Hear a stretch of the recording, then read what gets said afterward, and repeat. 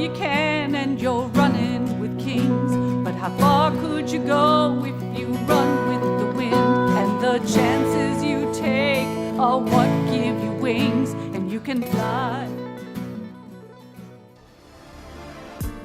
You are now listening to the Going North podcast with your host, author and speaker, Dom Brightman.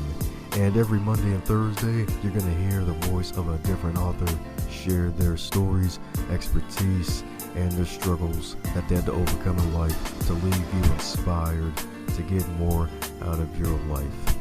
Be sure to not only listen to this episode, but share with others, connect with the authors, and always advance others to advance yourself. Now let's get on with the show. And today on the Going North podcast, we're bringing some fabulous humans from across the globe. Today's another one of those special occasions, baby. That's right. Special occasion because we got a special guest in the building, baby. Special guest with all the cherries on top and all the whipped cream.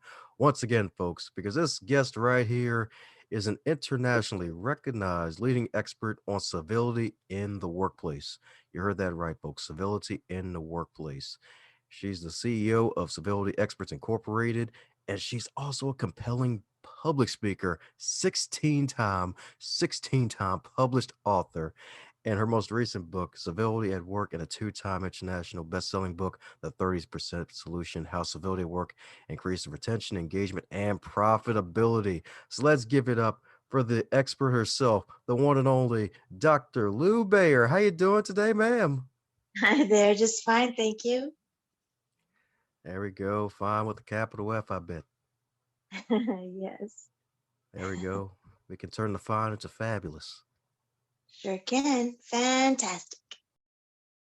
That's right. With all of Dr. Lew's fans, indeed. That's right. Yes, indeed. Yes, indeed. So, as with all introductions, are not allowed to be 5 days long. So, mind filling in any cavities I missed about you? Oh, just I guess I'm really proud to be kind of a mentor to 500 or so affiliates in 48 countries around the world. So lots of we're doing this F theme, right? So lots of foot soldiers teaching civility all around the world. Oh, okay. There we go. Foot soldier swag across the world, 48 countries. I'm assuming you're probably a wonderful role model for ladies out there looking to kick butt in the world. Yeah, I hope so. And we don't do a lot of kicking, but uh, it's contrary to civility. But no kicking or biting or slapping, but lots of talking and teaching, and yeah, it's really incredible work, and every day we learn a lot and hopefully help a lot. There you go, with all the helping.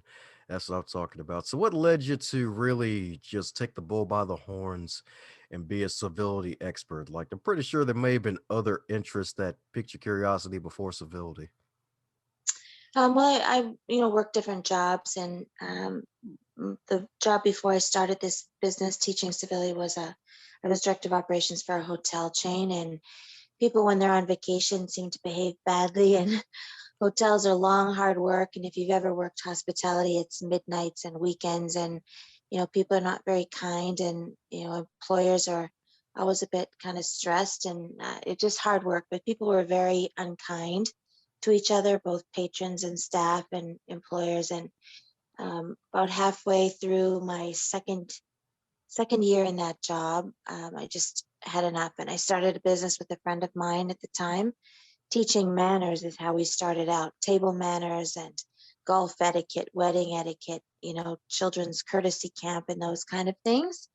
And then it didn't take very long to realize that you can teach people all the rules and all the manners in the world, but if they really don't respect each other, which is what civility is, then no amount of rules are actually going to make it easier for us to live together.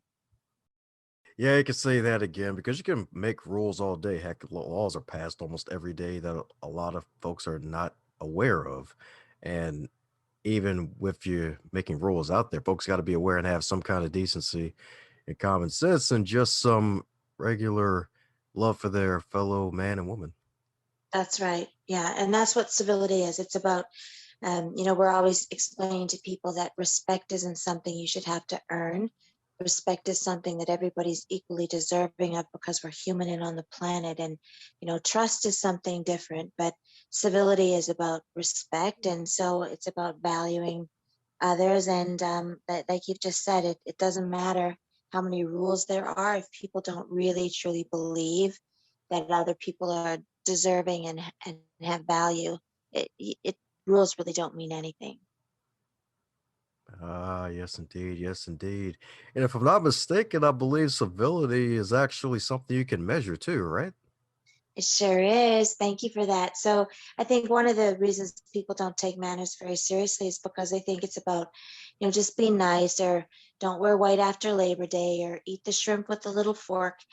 And really, that's not it at all. So civility is a measurable competency. It's about social intelligence and cultural competence. It's about systems thinking and continuous learning. And there's, so many university-based pieces of research and assessment saying that about 85% of our long-term success in life and work is our social skills. So it doesn't matter how many languages you have, how many degrees you have, how much money you have. The fact is, if you can't make people feel valued in your presence and people don't want to be around you, you're not going to go very far for very long.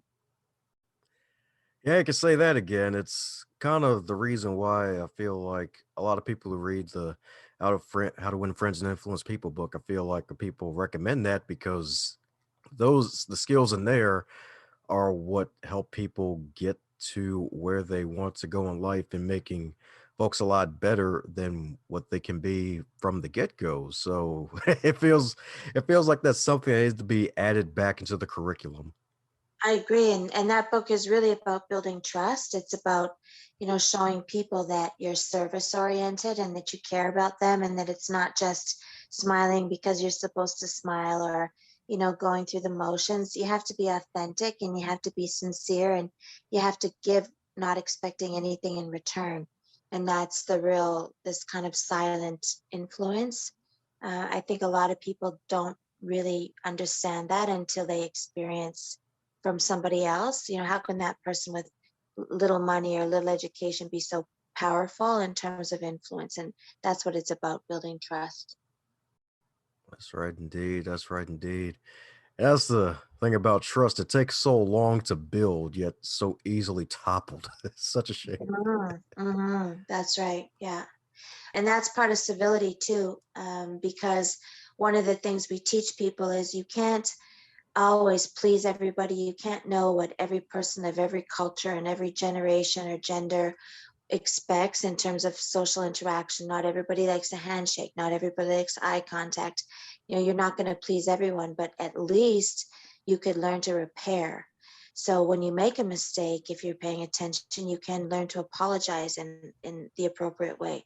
To me, trust is about more, as much about the repair and what you do after there's been a breach of trust, is as important as building trust in the first place.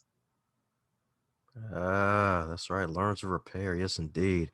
That's some gold right there, indeed, because I feel like that's where a lot of us humans can be on default mode if we just come up from a place of authenticity and learn to really repair. It's like, oh, I may be placing my legs in the wrong spot if I'm in a certain country and maybe forgetting this part of etiquette. So, with that wonderful theme of repair, what do you think might be something folks can do to help keep that in the forefront of their minds when they're around others?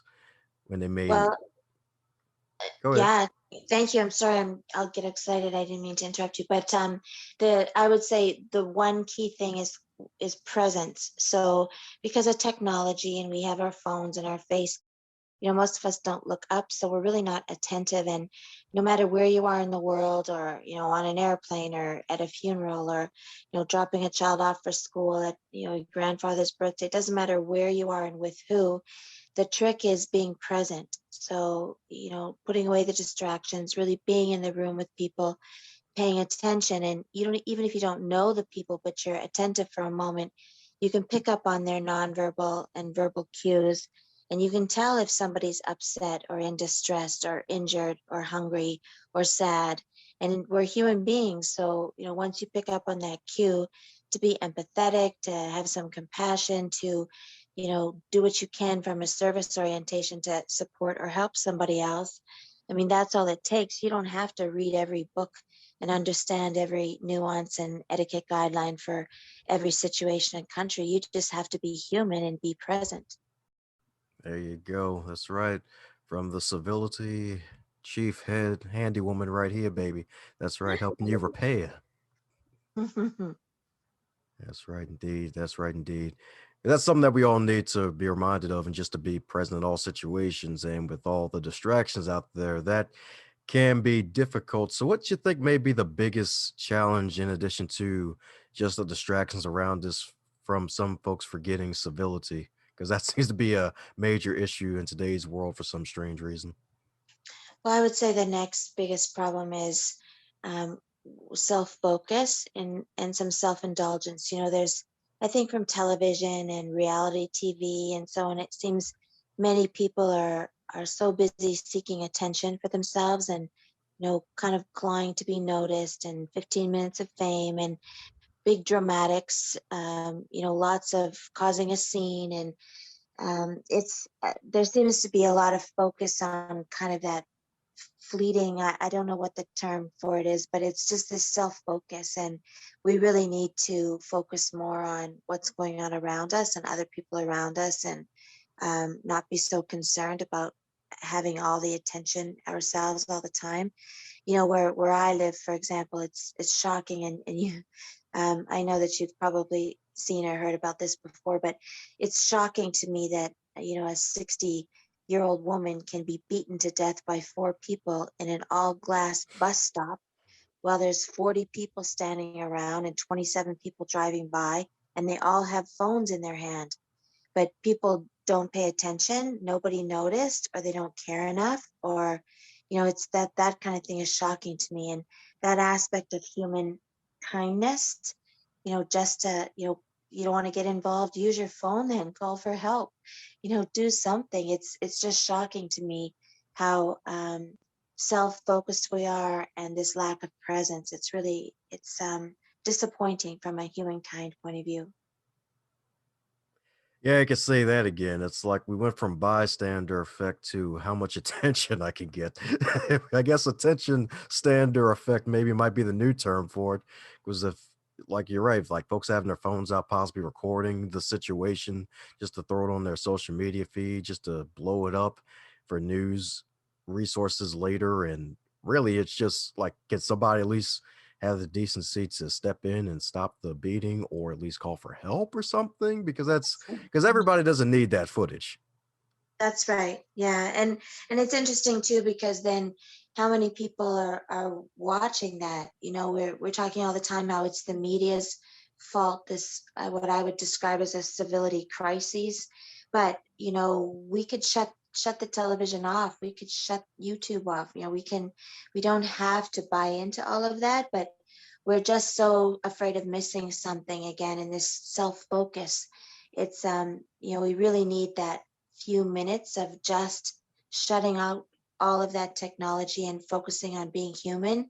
And it's difficult to say out loud. I guess some people might be shocked by it. Of course, it's devastating that people would die from pandemic. But if you can say there's anything positive about the pandemic, the idea that we have to actually stay home a little bit and focus on our families and the people close by, our neighbor and community. That's not all bad. Yeah, yeah, especially those who can actually take it. Because the thing about the pandemic, it forced a lot of people to really do some self reflection if they could even stand it. Because a lot of people, their depression escalated because they thought they were invincible, but then the pandemic came and then the mirror came right in their face and realized, oh, alrighty, I guess I'm not as good as I thought I was. And Mhm. led to just sometimes folks just finding ways to be indecent to other people and maybe not even like the thought of just not wearing a mask or keeping their distance from other people early on, especially still nowadays, even after the vaccines are out there in certain places of the world, is just kind of crazy how that this pandemic escalated a lot of things and just reminds us like, hey, we got to do better. That's right. And you make such a good point, because it is very interesting that, how it's so harmless to wear a mask, and it's so harmful not to. And, as human beings, that if we knew we were putting even one other person at risk, what's the harm in taking care of each other? And to me, the bigger picture, that's what it's about. Civility is that service orientation. We work for each other, and people just forget, that's at the root of it. That's what the rules were initially for, to protect us in health and safety. We have driving rules to keep us safe too, and people ignore that and text when they drive. It's that self-indulgence. My checking a text is more important than the safety of people in 27 cars around me. It's that selfish kind of, it's all about me attitude. I think that's a big problem these days. That's right. Stop making it about me, make it about CE, baby, and call the civility experts. That's what I'm talking about, indeed. Heck, maybe even focus on civility of self, if that's even possible. Like we got self care going around as something popular for obvious reasons, because a lot of folks need to do it. But hey, like be probably even make civility about yourself and making sure that you two are being civil to the person that you want to be, or heck, even making sure you become the person that you making sure that you don't become the person that you don't want to be, because there's also that as well. That's right. Yeah, we often say that civility starts at home, and so you have to take care of yourself, and you have to take care of your home and your family, and part of being a good citizen is not putting yourself in a situation where you can't take care of others because you can't take care of yourself. And I know that it's not as easy as that. I just mean generally, um, to your point, civility starts at home, right? So it's just about a little bit of eating well and exercising, and whatever you have to do, right? And I know that'd be great if everybody had all of those opportunities and all of those resources, but it's you got to start somewhere. It's not an easy conversation all the time. That's right, indeed. That's right. And another thing that's probably not easy is starting your own business, let alone being in business for, I believe, 22 years now, if I'm not mistaken, right? That's right. Thank you. Yes. Yeah. And it's not easy, but I feel really privileged. We've been able to make a good livelihood, and with our affiliates to support the businesses of, and now I think 510 affiliates around the world. So other people who start a business using our curriculum and want to do the same kind of good work and teaching that we're trying to do every day. And yeah, it's amazing, but it's not easy, I tell you, some days. That's right. So, since you're a lovely lady in business and a lot of women out there are putting on their crowns and starting their own businesses, any pieces of advice, any three things that you wish you knew at the beginning that you now know now that someone should know when they're starting a business of their own? Sure. So, I mean, the first thing I learned was, you can listen to all kinds of people and take advice, ask advice and whatever else. But at the end of the day, you really just have to trust your own instinct, because nobody's going to care for the business and love the business and at the end of the day be up at 5 and go to bed. I mean, it's you that's going to have to do it. So I remember in the beginning feeling like I had to take everybody else's advice, and that was a mistake in a lot of cases, because if it's your calling and your passion, then you just got to trust your instinct and trust that voice that's talking to you. That was the first hard lesson I learned. And the second one was that you have to surround yourself with like-minded people, people who believe in what you want to do, people who are also entrepreneurs or business people, people who can relate to what you're doing, because um, it's a difficult road, and you work sometimes 24/7, not always, but in the beginning it's hard work, and you have to make some difficult choices. And that's the third thing I learned was that, I've often heard people say you can't have everything. And I think you can have everything, you just can't have it all at once. So if your outlook is that I'm going to give this up now, maybe I can't see my friends as much, or maybe I'll have to get a babysitter a couple nights, or, you have to give something up some of the time, but it's not all of the things all of the time, right? So it's about hard choices, and that's okay, right? It's you have to forgive yourself for wanting to be better and do better. It's not easy, but it's worth it. Yeah, it's not easy, but it's worth it indeed. And heck yeah, definitely so right. Definitely need other people that kind of get you in the way.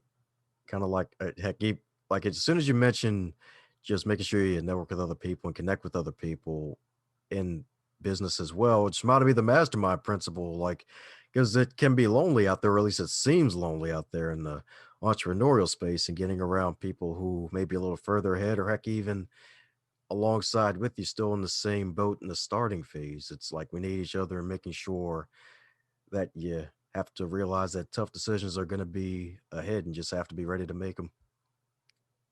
That's right. That's right. And it's for,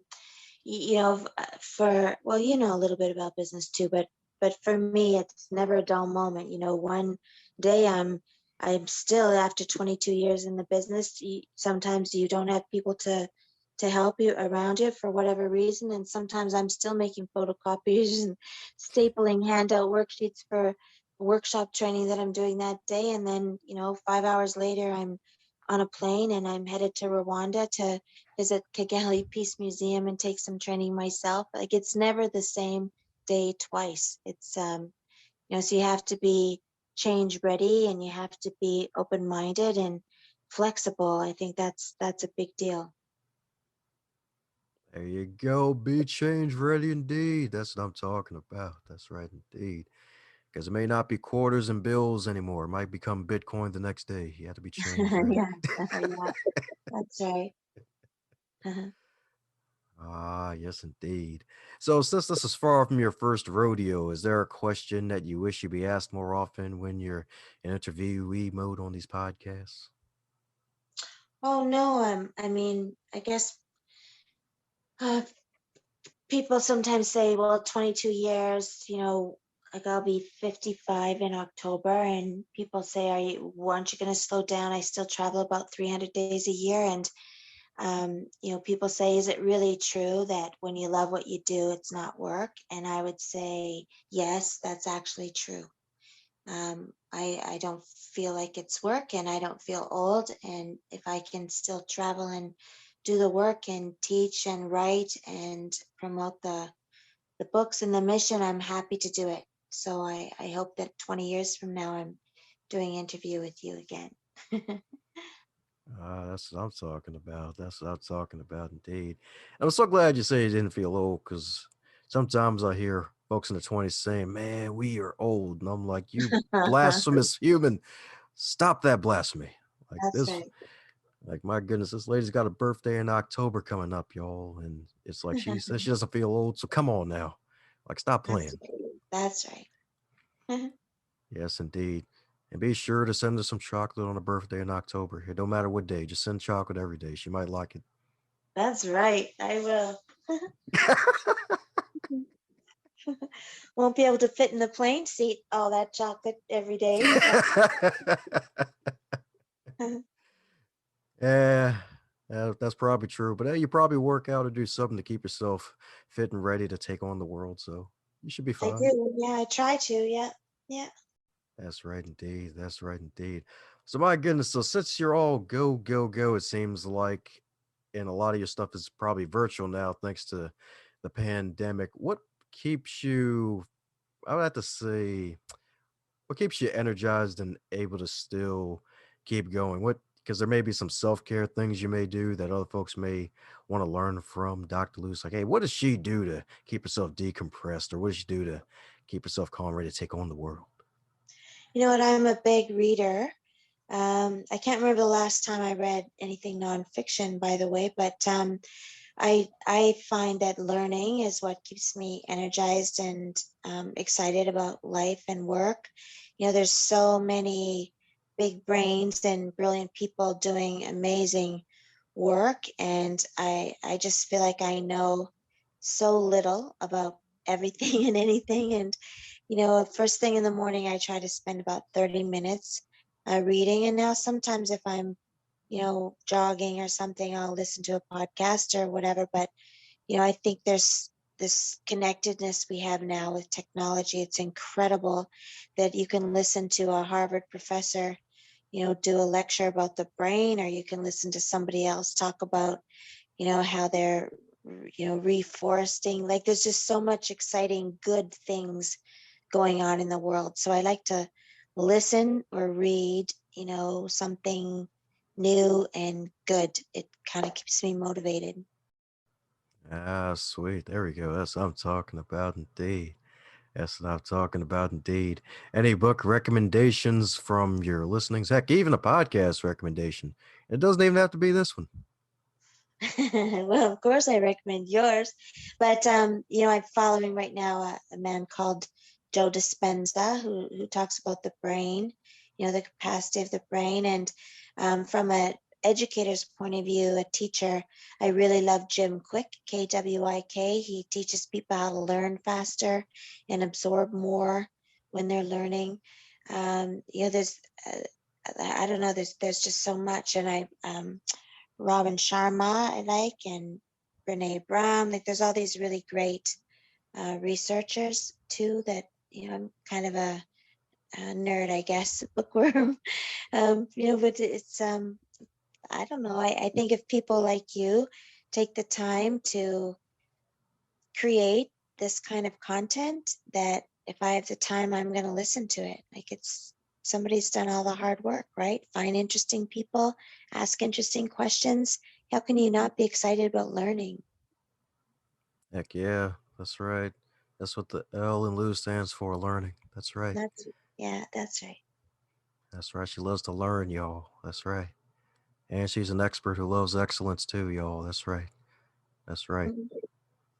Yes, indeed. Might have an older name acronym after this. Who knows? That's right. We can have the W stand for wonderful. Yes, indeed. Yes, indeed. Sweet. Oh, coming down to the magical question that every guest gets to receive, and that is if you're to wake up tomorrow and you're 25 again, but this time in the current year of 2021, with all of your knowledge and experience, what advice would you give to yourself? I would say yes and figure it out later. Ah, there we go. There we go. Indeed. Say yes and figure it out later. That's right, folks. Say yes and imagine a trapezoid right in front of you. That's right. Yeah, yeah. You're just fearful and you don't take chances and you wait. Well, let's see what happens. And oh, I shouldn't go to Australia or whatever. I'd say if I was that young again, I would just say yes to every opportunity and figure it out later, right?